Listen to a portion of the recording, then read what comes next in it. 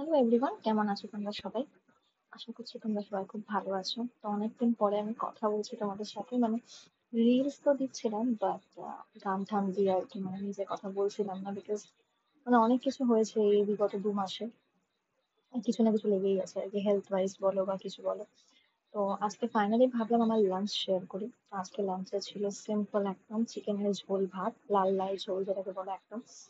এখন বেশি তেল মশলা যদিও খাচ্ছি না, তবে সব তো খাওয়া ছেড়ে দিলে হয় না, তো বাড়িতেই একটুখানি চিকেন, একটু মাছ, মানে সুন্দর করে রান্না বান্না করে আর কি। তোমরা দেখলে আমি রিসেন্টলি গোল্ডেন ফ্রাইড প্রনও বানিয়েছিলাম।